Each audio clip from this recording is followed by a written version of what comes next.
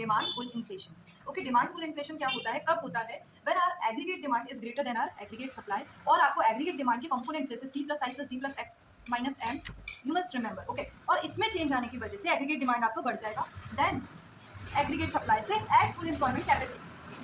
Now, why I have highlighted it employment capacity? Because it is the productive limit of the economy. है ना?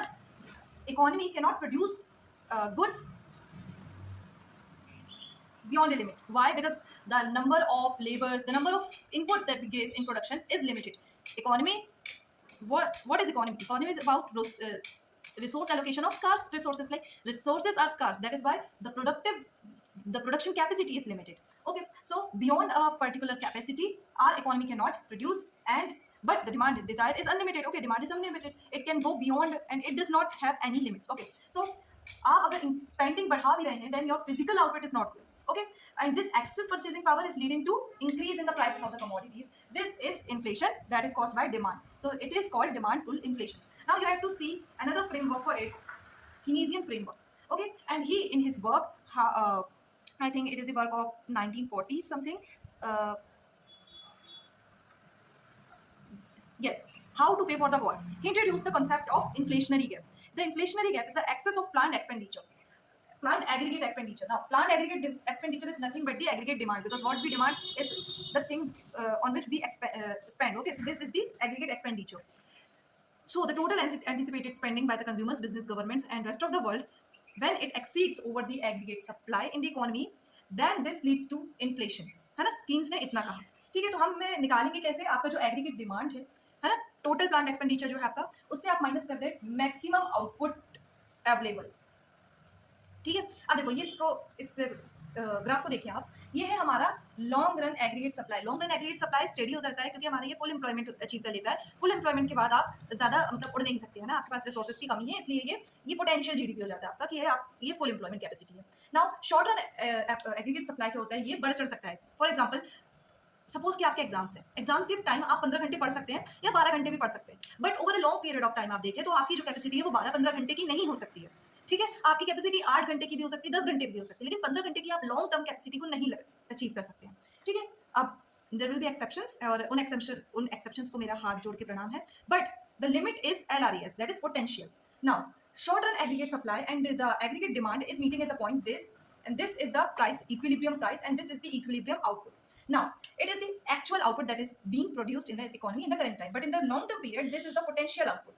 Now, से एक company है जो कि 100 कार्स को मैन्युफैक्चर कर रही है, बट डिमांड उसका पोटेंशियली 100 है क्योंकि उसने लेबर ले लिया, रॉ मटेरियल्स ले लिए, और फुल पोटेंशियल उसका है 100. अब उसकी जो डिमांड है कार्स की मान लो वो है 150, तो वो शॉर्ट रन में क्या करेगा, वो शॉर्ट रन में 110 तक की जा सकता है, बट लॉन्ग टर्म में देखो आप 100 ही रही गई और एग्रीगेट डिमांड उसकी 150. तो ये जो एक्चुअल वाला है और जो ये जो पोटेंशियल वाला है, इनके बीच के जो गैप है इसको हम बोलेंगे इन्फ्लेशनरी गैप.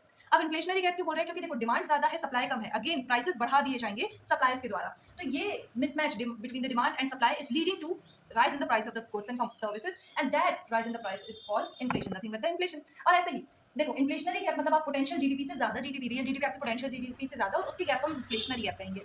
डिफ्लेशनरी गैप कब कहेंगे, जब आपकी पोटेंशियल जीडीपी ज्यादा हो, आप 100 कार्स बना पा रहे हैं, बना सकते हैं, बट आपकी रियल जीडीपी कम है, मतलब आप 80 कार बना रहे हैं. ठीक है, तो अब आप अगर 80 ही कार बना रहे हैं तो इसका मतलब क्या है कि आपका जो पोटेंशियल है वो आपने अचीव नहीं किया है, और वो डिफ्लेशनरी गैप होगा, मतलब कि आपकी जो डिमांड है वही ज्यादा नहीं है, समझ लो आप. अब डिमांड ही ज्यादा नहीं है तो प्राइसेस क्या हो जाएंगे, कम हो जाएंगे, और यही है मतलब रियल जीडीपी मतलब आप समझ लो डिमांड ज्यादा है ना, किससे, पोटेंशियल जीडीपी से, और रियल जीडीपी यहाँ डिमांड कम है पोटेंशियल जीडीपी से, तो प्राइस कम होने लगेगी. ठीक है, इन बातों का ध्यान रखना है कि आउटपुट और एम्प्लॉयमेंट लेवल में कोई चेंज नहीं आएगा डिमांड के राइज होने से, क्योंकि इकोनॉमी जो है फुल एम्प्लॉयमेंट पे ऑलरेडी रन कर रही है, इसमें सिर्फ प्राइस में चेंज आएगा.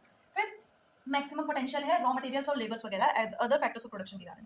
तो this was whole demand pull inflation. See demand pull inflation occurs when AD is greater than AS aggregate supply. ठीक है, mechanism, what is the mechanism here, further expansion in expenditure when the economy is already operating in the productive limit, that is full employment or near productive limit, so expansion in physical output is not possible. So this rise in the purchasing power with people leads to higher prices of the goods, that is inflation. Now this is, we have done, okay, dynamics of this gap. Let's see the dynamics of this inflationary gap, full employment limit. क्योंकि एक economy जब achieve कर लेती है full employment तो उसका जो output है वो भी क्या हो जाता है, परफेक्टली इनइलास्टिक हो जाता है, ठीक है।